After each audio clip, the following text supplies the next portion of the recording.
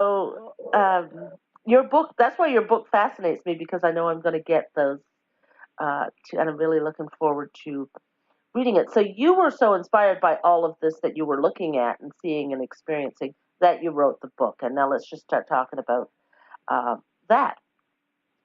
Sure. Well, I think that in part also inspired me for sure. But I think the biggest thing that inspired me to write the book um, was, well, there was a couple of things, but one tension that continued to surface as I was going through it was my sister and I and my parents. We would continuously talk about home. We would talk about, hey, Mom, have you been talking home lately? Well, yes, I was talking to your Aunt Winnie the other day, and that's how our conversation would go, and still does today. But the reality of it is, we live in Ontario, and yet home is a place we talk about that we don't live in. And there was always this tension that we had, this question that my sister and I had that we never really verbalized. And I'm talking on my sister's behalf. I hope she's okay with that. But where is home? And at what point do you kind of commit yourself to, okay, well, this is my home. This right here is my home, and this is going to be my kids' home, and whatever else.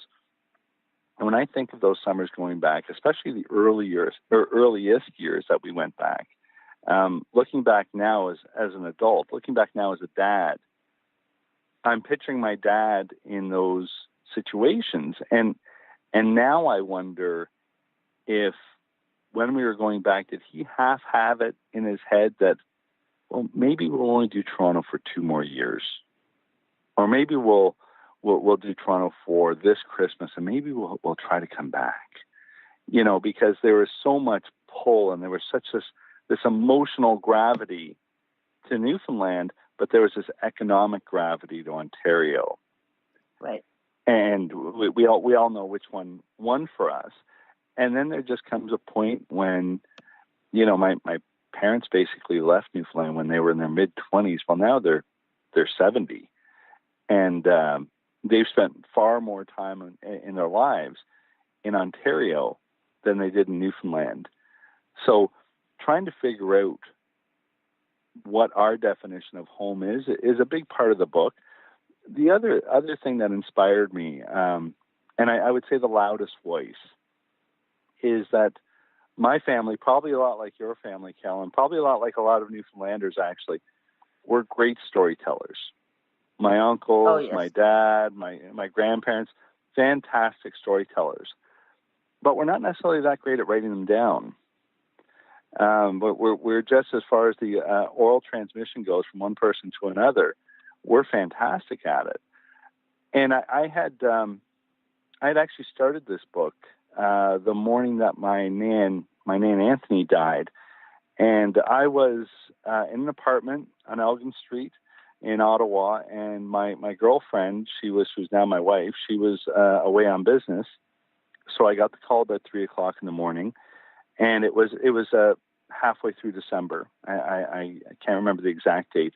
There was a blizzard coming through, as Ottawa gets their share as well. Absolutely. Maybe even a bit more than their share, but not as much as you fellows get back in Newfoundland for sure. But Ottawa gets the cold. They get a lot of cold. We get very cold. People are talking today. It's about -4 here today, and people are talking about how nice and mild it is. And I'm there going, well, you know what? I'm not exactly getting my sandals out. So, but here nor there, I did what I always do. Whenever I have any kind of adversity, I took my notebook and I went across the street to the Elgin Street Diner, which is a 24-hour place, and started writing. And not really knowing what I was writing, but just about her and about my time with her and how that impacted me. And how am I going to reconcile with this? How am I going to actually come to terms with this gravity that I knew was coming? Because that is a gravity when you have elderly grandparents. There's only one ending that's going to come about usually. But when it does happen, you're still not really prepared for it. And it's such a long story that I couldn't stop writing. And long story short, then I had about 9 notebooks of handwritten yarns that happened as though it were a person who had never met me before and didn't know about Fogo Island and didn't know about this tension that exists when you're from one place but you live in another. And what I really tried to do from that point was I looked at it and thought, hey, this is something now. And I don't mean it's something that I can sell and I can make money off of, because we all know Canadian literature. It's not, people aren't clamoring to invest in Canadian literature for sure. But the reality of it is I thought maybe this is my chance to actually document some of our family's history and document a place and time that's frankly out of our reach now. Because we can talk about Fogo Island, we can probably even talk about Change Islands in the same way. Most of these stories were written in the 80s, or based in the 80s when they happened. And when I look at Fogo Island now, and I think of Fogo Island in the 80s, they're two different places. They're two different places. They have different economies now. They have different perspectives now, like everywhere else does. So I tried to capture that. And it's balanced between stories that happen on the island and stories that happen elsewhere in Canada, to me and my cousins and whatever else, trying to just come to terms with that dynamic. The title itself, and I didn't say it at the beginning, the title of your book is Apse the Gate. Now, yes. I have never heard that phrase before, but I immediately knew what it meant. Yes. Because if we're talking writing and telling stories, we also have to take into account our very unique language and dialect. Yes. And not only do we have a different pronunciation of words, that, we have a dialect that, we sound differently, but we also have very unique phrasing, very unique sayings. I just finished a novel that's coming out in a month, and I use, and it's set in Newfoundland. It's a historical fiction set on Change Islands, and a fictional cove. I created an entire fictional cove on Change Islands so that I could, do some things that really never happened there. And I had to set it somewhere, and I thought, that's my place, so that's where I'll set it. But up the island somewhere, right? Poked away 100%. In a cove back in 1930s. So I used some words and phrases that, just the way words we use and phrases we use that are not wrong. They're just unique to and Apse the Gate makes perfect sense. Maybe you could explain what Apse the Gate means, or Apse. Well, I'll tell you that title has, throughout the process of this book, and a fair amount of people got involved near the end as well, and editors and whatever else, but that became a big piece of conversation and almost a bit of an argument of sorts, because one person came up to me and said, Haps is a Portuguese word, and it means exactly what it does, and that's to Apse the Gate. My grandfather, Anthony, had a fence all around his property, and he was very proud of his fence. And he had a gate, a wooden gate at the front with a wooden arm that was horizontal to these vertical pickets.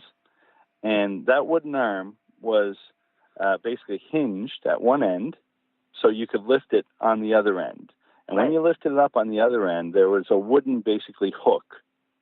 Yep. And when he would say Apse the Gate, what he meant was close the gate and make sure that arm is apsed in there, of sorts. And the funny thing about it is, I had insisted that we don't put the H in, because there was conflicting. There was, one source we had said it's with the H. One source we had said it was without the H. And I was insistent that I wanted to acknowledge my grandfather, who used to say Apse the Gate. And that's at least the way I would hear it. Maybe he was saying Apse the Gate, but I heard it Apse the Gate. And I wanted to do it to acknowledge him. But really, that's what the book is about. My dad used to...